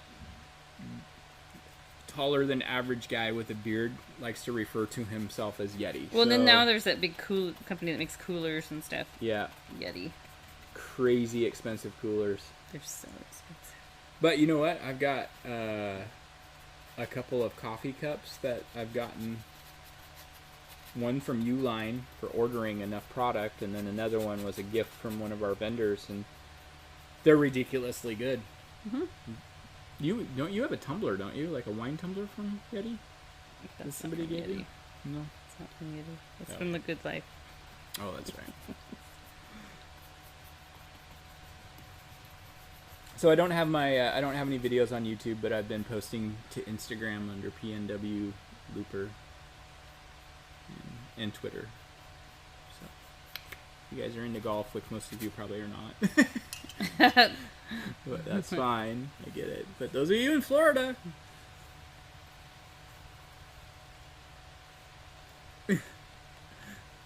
Nothing out there with that name. I even made myself a little logo. I'm pretty happy with my little logo. He's been a major golf nerd lately. Like my whole life. Because you go in phases, but you finally have time to do it, and just resources. Yeah, you got new clubs. You can go out and do it. I can go out and do that now. And Greta and I are happy to have you out of the house because her and I like to go shop. It's like go golfing or go hang out in the garage. Take your pick. Right. So next thing we're going to do is we're really getting close to done.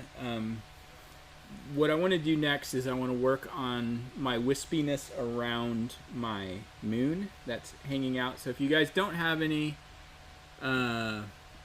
lately, yes, I've always been obsessed with golf. It's just kind of taken a backseat to life for a lot of time. Mm-hmm.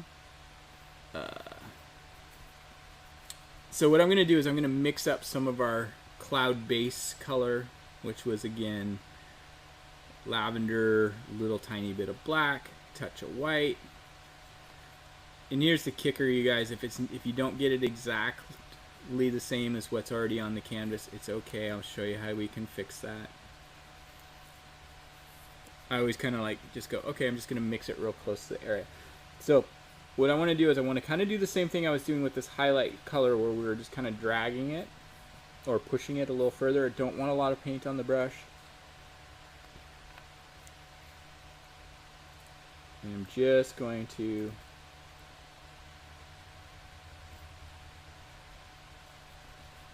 Did we give a shout out to the wine company? Did we mention them? Yeah. Long play. Long play. Saved our bacon tonight. So those of you who don't know, like we live basically where we live in Oregon is just basically like the entrance into. You've heard about the Napa Valley of wine Oregon. country. We live right at that very start of that, and then our new location is even a little closer in, and I think there's probably 30 wineries within 10 minutes of here. Well, tasting rooms too. And tasting rooms, yeah. So, in fact, there's 2 tasting rooms just within walking distance of our space here. That guy tonight was really nice because it's really easy to be like I've done it where you've worked all week long. It's Friday and someone pulls up and you're closed and you're just I just want to go home. Yeah, he actually unlocked the door and let us walk through the whole. Give us a tour of the winery. Give us a quick little tour. We have to go on live in like 20 minutes, just so you know. Yeah, that was really excellent customer service there. Yeah.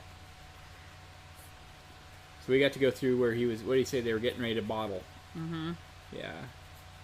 I assume that was his daughter there. I assume so too.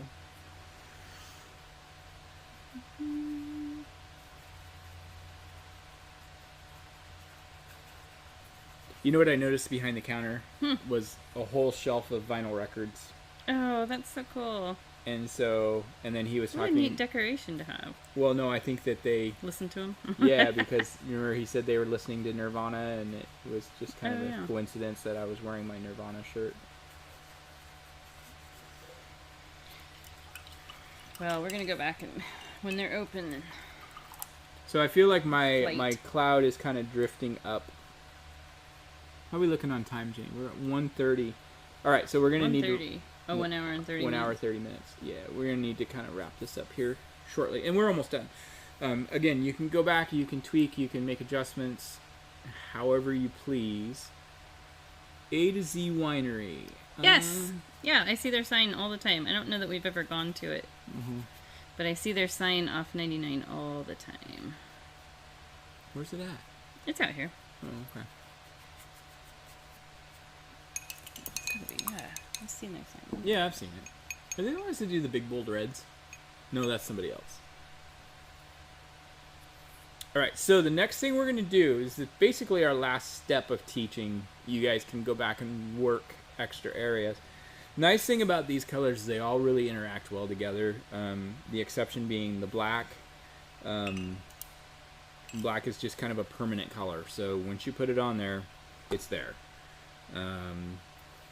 But I am going to use black now. I'm going to stick with my number 4 brush, because what I want to do is I want to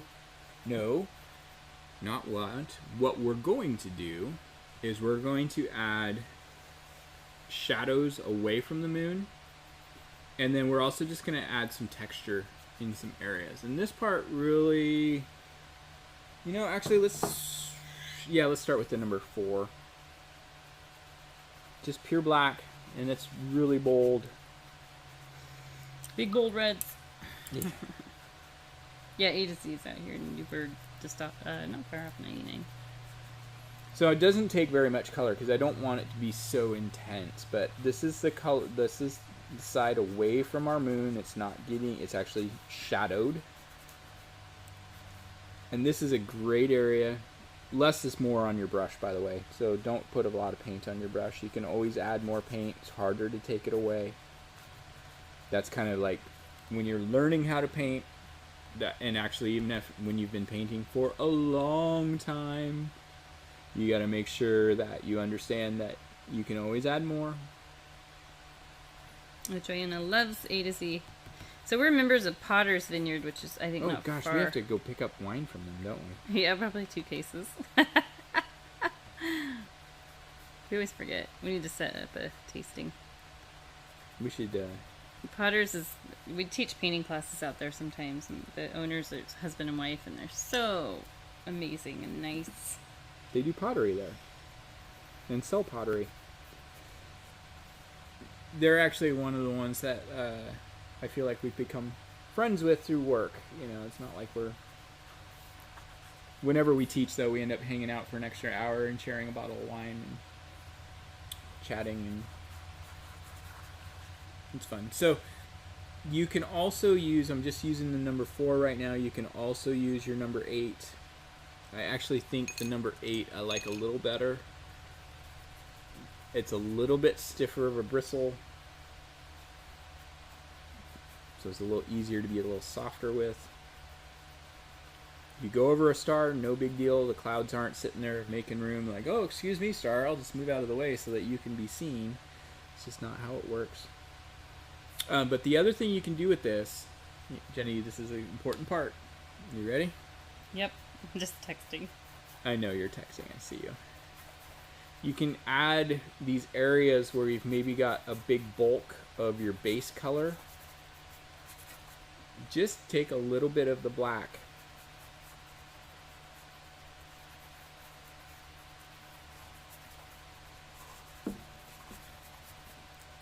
Just kind of smudge that in around there, and it just kind of gives it that feeling that there's more going on. Oh, I was going to give it a little extra credit when we get done with this.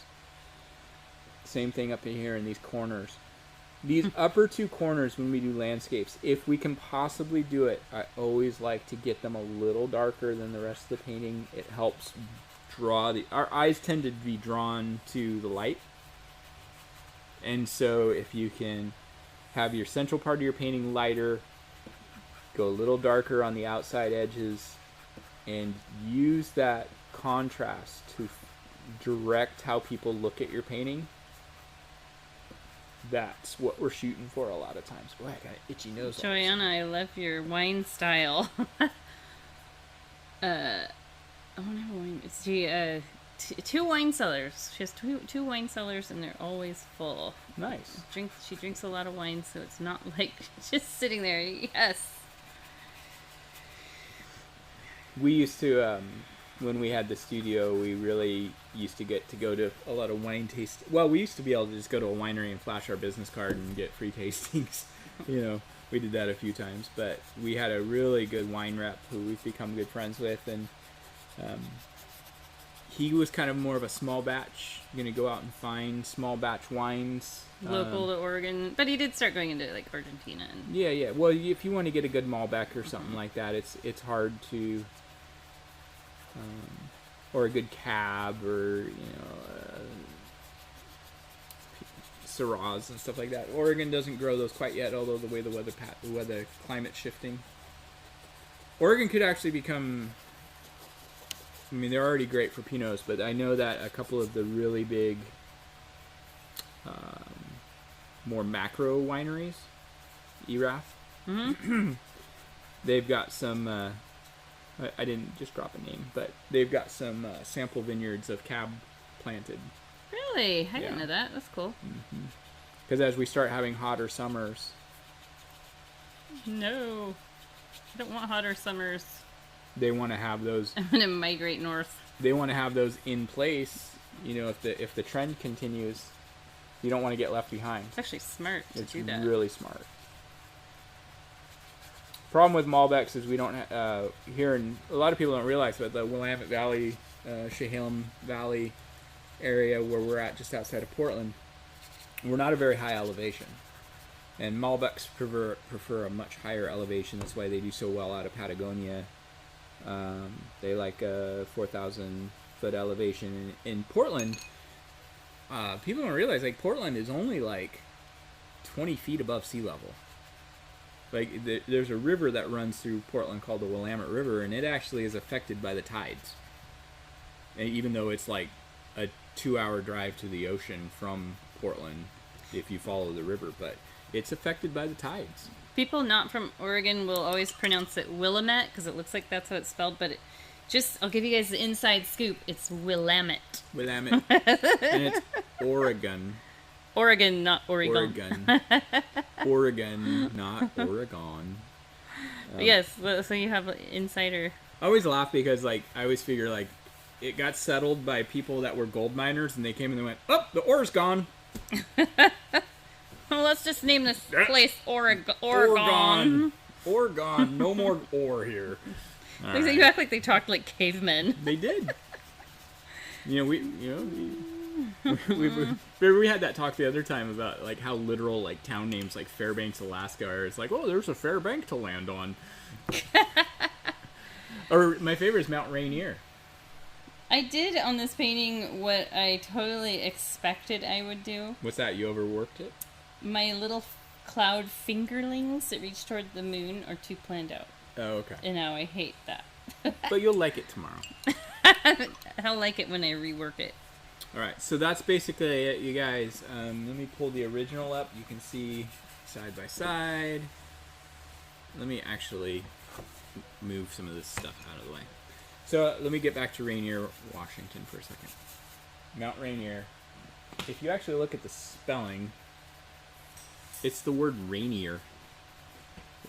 This place is Rainier. And Rainier the heck. Rainier's up by Seattle, and it rains a lot up there, and it's just a little rainier than Portland. Where did my brush go? It went to Buttonwillow, McButtonwillow. Oh my gosh. I bet it went under that cart. Do you need it? Here, I have one. No, I don't need it. I just don't want to lose it. Oh, there it is. Okay. Hold on. You know what's nice? Having concrete floors. Rainier beer. Yes, I remember that. Sid. The concrete floors, we can walk around. Good night, Julie. Thank you. And it doesn't shake the camera. Alright, guys, so let's see how Jenny did. Oh, wait, I was going to give you guys a quick little, if you wanted to take it to the next level. Let me do that real quick. Oh, I thought this was taking it to No, the no, next no, this level. was still part of the thing. And let me grab my palette. I already kind of set it aside. If you wanted to, let me zoom in.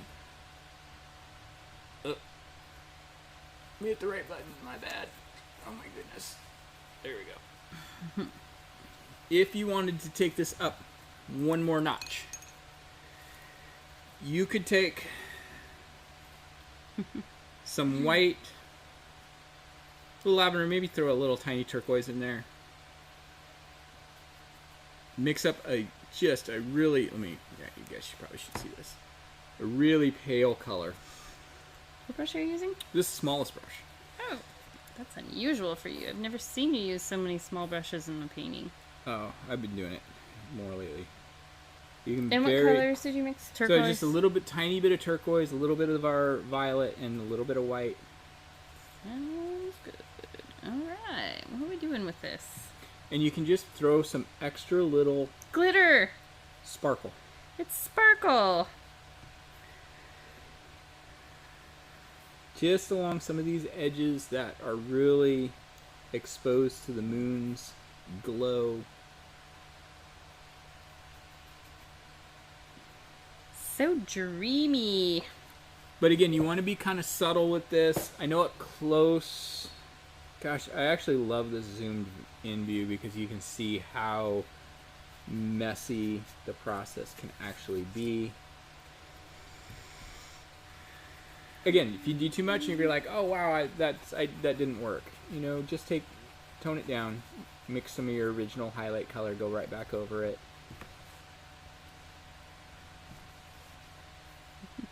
But sometimes that little extra pop of highlight, and you can see it's not much. You don't want to do very much.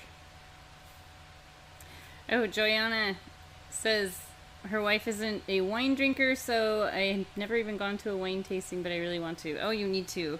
We got to go to. There's some that serve beer if your wife drinks beer. Yeah. I'm trying to think, what would be a good place for that? It is fun to do a wine flight, though. Let me zoom back out. We got to go to a industry wine industry tasting through our distributor for rosés. And Jenny's a big... I actually like rosés as well. I don't think that, like... We've had discussions about masculinity and what you can and should and shouldn't. You know what?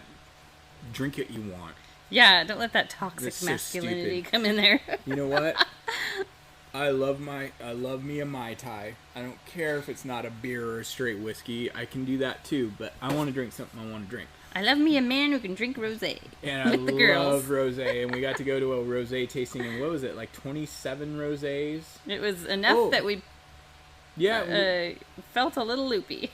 Yeah, well, we actually went to a big tasting that had like 20 different vineyards sampling. Can I show you? Oh, yeah, sorry, I just kept going. She's just working. And that's fine, you know what? I didn't even realize you were waiting for me. Oh, Jenny, I love the color of your sky. Isn't it the same color? Oh, down here? Just in general. Isn't it the same? It's the same color as yours. No, it's not. Yeah, it is. Like yours is more turquoise. I brought more turquoise down in here as a second coat because I could see a lot of white canvas and brush strokes. But you see how, like, these are... Let me... I need a pointer. Okay. But yeah, my clouds are like a little too planned out. No. Like, why does this look so square? Oh, actually, if you just took this right here and just went straight off there, it's this little scoop right here that throws the eye off. But this, or I could even bring this down to here. You could. This area right through here. Thank you, Joanna. Is so spot on. Like, for what it's supposed to be. Which one? This area right through here. Oh. And actually... Can I paint Falcor on it? Go for it. Falcor. So, yeah, I mean, that's pretty much it, you guys. Sign your painting. Oh, yeah, neither of us signed our paintings. I'm not done with mine. Yeah, Jenny's still working. I gotta bring my cloudage down further. I'm gonna try and do that real quick. I know a lot of people are, like, insecure about signing their paintings. Don't be. No. I mean, it's like... I think, like, if you look at even the greatest masters of great masters, they were beginners at one point. Except for maybe Picasso. But, and I'm not a huge Picasso fan, but I've seen the drawings he did when he was, like, 6. And it's like, whoa. And 12. Yeah. There, how's that look? Is that better? Yeah. That worked it. Now I can sign it. Yeah. So, but, I mean, just remember, like, my first painting sucked. Oh gosh. So actually, let's tell them real quick about... So we had about 500 paintings to go through that were, I mean, old, going back 12 years. But we're not talking about... I'm talking about, like, when my first paintings in college. Oh yeah. But these were ones that we designed to teach, and we were so, like, we had major embarrassment. Yeah. We're like, let's just, like, paint over this one. So even if it goes to, like, Goodwill, nobody would... So it can't exist. One of the things that we're both really wanting to do... I'm going to bring your painting back over now that you're done. Thanks, Barbara. One of the things that we're both Annabella. really wanting to do is start both of us at really working on more of our portfolio type pieces, right? Yeah. We've talked about that. And I literally looked at a lot of the paintings, and at one point in time as we're going through them, I said to Jenny, I turned to Jenny, I was like, you know what? My confidence is shaken. Yes. Because but it's all learning. It's like I have this vision in my mind learning. of what my portfolio type pieces are going to be, and I was like, I look at some of these old paintings and I question whether I actually have the skill. But then and then I remember, I go, okay, that's right. I'm like I was saying, the commission piece took me 40 hours, and these paintings we're talking about doing in the studio, and this is for the studio, which is different than here. Like, we can do more in here than we could do in the studio. Yeah. Because people can pause. We can go through. We can zoom in. We can people can pause and rewind. Whereas in the studio, like, maybe we could go back to the other view because we're talking more than showing. But like in the studio, like especially the Tiger studio, I mean, we'd have 44 people in there. who were drinking, and by the time you get down to the end, and you're like, I mean, I remember one class I was teaching in Tigard with the 44 people, and I looked over, and this, like, we're like 2.5 hours, man, not quite 2.5 hours, about 2 hours in, and this lady is just, she's glazed over. She's had like 5 glasses of wine, and she's just staring at me with this. She was done. She was happy. She was content. But it was like, you can't teach these. That was the thing that was the hardest thing about teaching in Sip and Paint. I'm just going to be candid with you guys. I would tell people this all the time when I would teach. You come in, you're fresh, you've had a long week at work, you're finally done, you're like, time to relax and chill. You come in, you got all this energy, and I'm sitting there going, just slap paint on here. Doesn't matter. Just slap some paint on there, slap it on there, just whatever, right? And then about 2 hours in, you've had 3 or 4 glasses of wine, most people, and I'm gonna go, okay, guys, it's thanks, Sid. It's 8:30 at night. You've had a full work week. You've had 3 or 4 glasses of wine. I've put you through the ringer in terms of teaching you how to paint. Now I need you to focus in because it's time to work. Time to do the detail. It's time to do the detail work. It's time to dial it in and just come right in. We're going to be really focused right now. Forget it. It just doesn't work. People are done at that point, especially if they've been drinking wine. And so in this format, we're able to work through the paintings a little bit more because people can actually pause it. They can come back the next day and finish it. They don't have to feel like they got to finish it right now. Yeah, we definitely can do a lot more in detail paintings than we in did less before. time. In less time. So yeah, that's in great. less time. And so I don't even know where we were going, but I'm off on a tangent. You're always off on a tangent. I'm off on a tangent, people. But yeah. So yeah, I forgot where we were at. We're in Newburgh. It's good rosé. So thank you guys for everyone joining in. I gotta zoom in this way. We have spinning chairs now. We talked about that last week. Yeah. We love having a lot of people in there being vocal and love seeing all the familiar, not really faces, but names. And yeah, thanks again for participating. Hope you guys have a lot of fun with it. If you want to support us, we've got if you don't get the supplies, if you get your own supplies and do our tutorials, we've got a Patreon and coffee. The links are always posted in the description of each video. Yeah. And that is very helpful for us because it does happen that people cancel their subscriptions and still do the videos, and it's something that we can't really do without, making something from it. Yeah, I'm sorry. No, go ahead.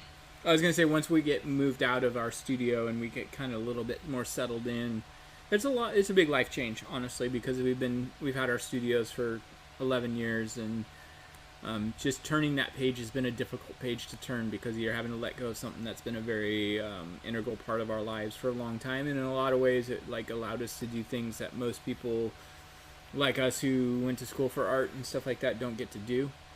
It let us be Bob Ross, in a way that people don't get to do. But once we get settled in, we're probably going to be there will be memberships available through YouTube, or we'll have we're going to kind of change things around a bit. Yeah, we don't know exactly what we're doing. We have a loose plan. We're working on it, and it's not going to affect those of you who are subscribers to the box, but we want to make sure that we get to as many people as we can and keep pushing it forward. Yeah. So I'm ready to go get some food. Yeah, where are we going to get food tonight? I don't know. We haven't decided yet. Thank you guys again, and we will see you if we're able to sneak in those gnomes. I'm going to try to get those done once I'm completely out of the studio space. Yep. And get those up, and hopefully I can do that before our next live stream. And we're just going to keep our fingers crossed that August is not hotter. We got really lucky tonight because it's been 90-ish, and then today it was only like 78. Yeah. It was and then nice. Next week it's supposed to be really hot. So we got lucky this week, and hopefully we'll get lucky in August as well. Yes. So we're going to sign off. We will see you guys later. Thanks again. Love you guys. Thank you so much. Bye-bye. Bye-bye. It's still going, and bye. Monarch.